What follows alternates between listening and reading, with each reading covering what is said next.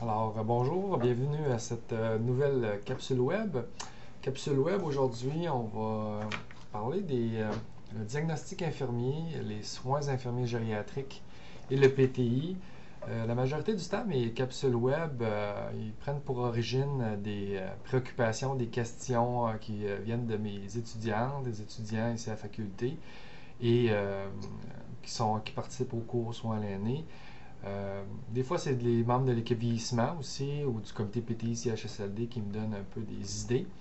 Mais celle-là, cette capsule web-là provient vraiment, de la formation continue avec des infirmières. Puis en particulier, j'avais des profs de cégep qui étaient dans une de mes formations et se questionnaient en particulier sur la place des diagnostics infirmiers par rapport au PTI, avec les soins à l'année et tout ça.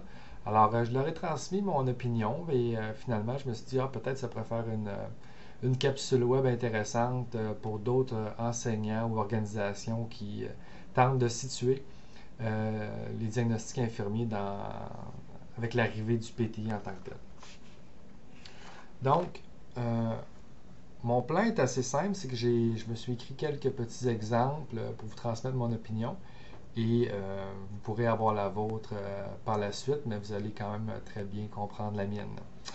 Alors, premier élément, dans le contexte du PTI, du plan thérapeutique infirmier, le diagnostic infirmier, à quel endroit normalement, on pourrait dire c'est où qui devrait se situer s'il y a sa place, ça serait au niveau des constats.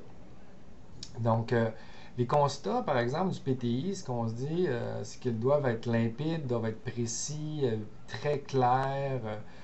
Ça, c'est des critères qui sont importants.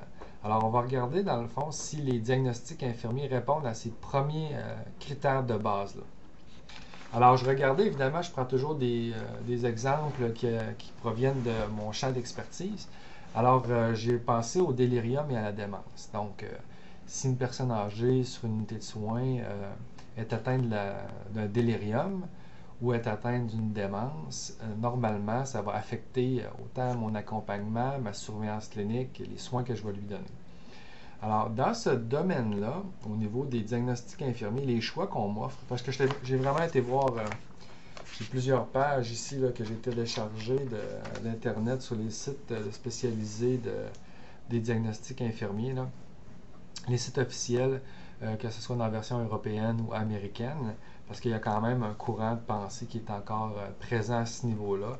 C'est clair qu'il s'atténue, qu'il s'affaiblit avec les années, mais il est encore là. Alors, ce qu'on m'offre dans le fond, que ce soit dans les deux listes, on m'offre la confusion aiguë, la confusion chronique, opération de la pensée perturbée, syndrome d'interprétation erronée de l'environnement et troubles de la mémoire.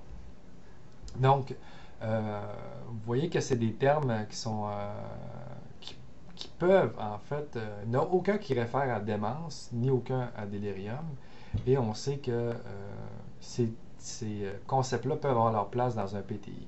Et évidemment, si la personne a un diagnostic de délirium, si je l'ai comme constat, c'est parce qu'il va émaner de ça plusieurs directives infirmières. Si c'est confusion aiguë, c'est confusion chronique, en fait, je ne peux pas savoir exactement à quoi les gens font référence. Allez voir ma capsule web sur délirium éliminant la confusion. Vous allez comprendre pourquoi, dans le fond, ces termes confusion-là n'est pas approprié. Si je prends confusion chronique, à ce moment-là, la confusion chronique, je ne sais pas c'est quoi, ça n'a pas de définition en tant que telle universelle. Et l'autre élément, c'est que si une personne qui a une démence qui est considérée comme ayant une confusion chronique, mais ici, il faut nuancer le propos quand même, parce que une personne qui a une démence accorde les oui, n'a pas les mêmes manifestations cliniques qu'une personne qui a une démence frontotemporale ou encore qui a une démence de type Alzheimer. Donc, j'ai une perte de richesse d'informations qui sont essentielles aux soins que je vais donner si j'utilise un terme comme confusion chronique. L'autre élément, si on regarde syndrome d'interprétation erronée de l'environnement. En fait, est-ce qu'on me parle d'hallucination? Est-ce qu'on me parle d'illusion? Est-ce qu'on me parle d'idées délirantes? Encore là, syndrome d'interprétation erronée de l'environnement.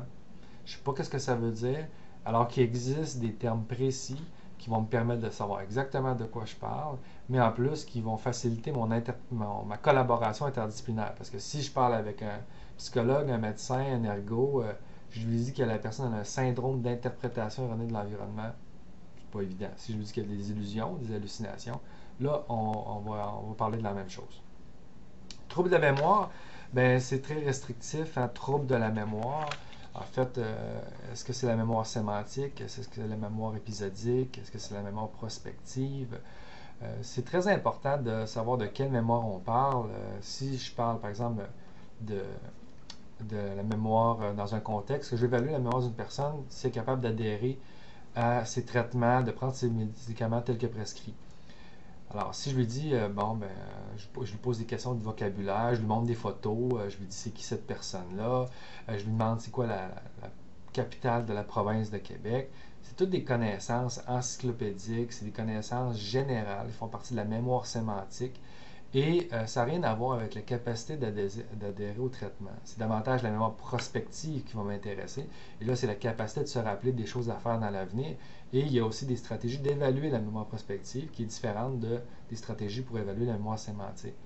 Alors évidemment, si je m'intéresse seulement aux troubles de la mémoire en général, en fait, les implications cliniques de ça ne sont pas claires. Tandis que si je vais parler de la mémoire prospective, que la personne a des difficultés au niveau de sa mémoire prospective, un trouble à ce niveau-là, là c'est très clair pour moi les implications cliniques de ça. Donc, en fin de compte, si on regarde ça, pour le premier abord, là, ça ne passe pas la rampe, là, les diagnostics infirmiers aujourd'hui dans le contexte des constats, en termes de clarté. Si j'en prends un autre exemple, ben, aussi peut-être juste dire un mot, l'altération de l'état de conscience est un aspect majeur sur le plan clinique ou des soins infirmiers, et il n'y a aucun diagnostic infirmier qui touche à cette dimension-là. J'étais un petit peu surpris. Ensuite de ça, mettons que je vais dans. J'ai un résident ou un patient qui fait de l'emphysème. Donc, normalement, quelqu'un qui fait de l'emphysème, je m'intéresse à sa capacité respiratoire, évidemment, sa facilité. Donc, il y a de la dyspnée. Je vais m'intéresser s'il y a de l'orthopnée. Je vais m'intéresser à de la toux. Je vais m'intéresser à la saturation. Je vais m'intéresser à plusieurs dimensions, s'il y a des sécrétions. Bon. Si je regarde les diagnostics infirmiers, ce qu'on m'offre, c'est échange gazeux perturbé. Donc, échange gazeux perturbé, est-ce qu'on fait référence à un œdème aigu du poumon, à une personne qui a une pneumonie? Est-ce qu'on fait référence à une personne qui souffre d'asthme? Vous voyez, encore là, c'est trop flou pour vraiment, je dis à ma collègue, je ne m'imagine pas dire à ma collègue infirmière, quoi, Monsieur Côté, il y a un échange gazeux perturbé. C'est vraiment insuffisant pour vraiment donner des directions, justement, des directives infirmières par rapport à ce constat-là. J'ai aussi mode de respiration inefficace. Bon, est-ce que la personne a de la toux, c'est ça qu'on va me dire, ou bien elle a de la dyspnée, ou on va me dire qu'elle a de l'orthopnée, de la dyspnée paroxystique nocturne? Qu'est-ce qu'on veut de technique? Donc, en fait, encore là, mode de respiration inefficace, c'est un mot général qui manque de précision par rapport à la problématique que vit réellement la personne. Et pour moi, ça ne passe pas la rampe en tant que tel. Aussi, comme élément surprenant, dans les diagnostics infirmiers, je cherchais, puis il n'y a rien par rapport à la toux. Ensuite de ça, si on prend toujours, dans le fond, on a des termes comme déficit de volume liquidien. Déficit de volume. Est-ce que la personne est déshydratée? Est-ce que c'est ça qu'on veut me dire? Si c'est ça, on est bien mieux de parler de déshydratation à ce moment-là. Il y a juste un diagnostic infirmier qui traite de atteinte à l'intégrité de la peau. Alors, je veux juste vous rappeler là, quand même que l'Ordre des infirmières produit un volume qui est vraiment excellent sur les soins de plaie, parce que vous savez qu'on a une activité réservée maintenant qui traite des soins de plaie. Alors, pour résumer tout ce volume extraordinaire-là, on a un diagnostic infirmier qui serait atteinte à l'intégrité de la peau, ce qui est évidemment encore là insuffisant. Et aussi, ce qu'il faut savoir, c'est que le constat, ça ne sera pas une altération de la peau. Hein. On va parler de lésions, on va parler de plaie de pression, on va parler d'ulcère. On va choisir vraiment le terme qui définit clairement la problématique. Là-dedans, bon, abrasion, contusion, lacération, plaie punctiforme, je veux dire, il y a déchirure cutanée, ulcère diabétique. Il y a énormément de termes précis pour vraiment qualifier adéquatement le problème, l'altération de la peau que la personne a là, qui en fait va encore influencer directement les directives infirmières par rapport au plan de traitement.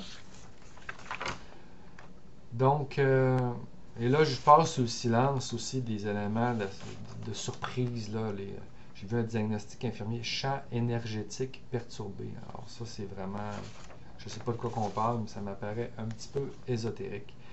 Alors en conclusion, pour moi, mon opinion personnelle que je vous partage avec cette capsule-là, c'est qu'il y a une incompatibilité entre les diagnostics infirmiers et le PTI. Donc, je crois que le PTI, avec les constats, ce qu'on souhaite avoir comme clarté, limpidité, donc on doit être efficace dans notre façon de travailler avec le PTI. Je ne pense pas que les diagnostics infirmiers aient leur place à ce niveau-là. L'autre élément que je voudrais vous faire remarquer, c'est que toute la documentation produite par l'Ordre des infirmières, ils produisent énormément de documents pour soutenir les gens dans l'implantation des PTI. Et en aucun cas, ils donnent comme exemple un PTI ayant comme constat un diagnostic infirmier. Et dernier point, et non le moindre, comme toujours, je vérifie toujours si l'Ordre des infirmières, pour avoir accès à la profession, on a des compétences d'entrée. Et il n'y a aucune question à l'examen de l'Ordre des infirmiers et infirmières du Québec qui traite des diagnostics infirmiers. Mais évidemment, on traite du PTI. Alors voilà, c'est ça mon opinion sur les diagnostics infirmiers. Je pense qu'ils ont fait partie de l'évolution de la profession. Mais aujourd'hui, avec l'avènement du PTI, on est tout simplement rendu ailleurs. On reconnaît les acquis du passé, mais je pense que maintenant, on doit le laisser dans le passé, les diagnostics infirmiers, et s'en aller vers l'avenir avec le PTI et avec un vocabulaire clair, limpide, interdisciplinaire dans la mesure du possible. Il faut qu'on se comprenne entre les professions. Et tout ça pour le plus grand bénéfice de la collaboration interprofessionnelle qui, en bout de ligne, va amener des bénéfices auprès de la santé des aînés en ce qui me concerne. Alors, au plaisir de vous revoir dans une prochaine capsule.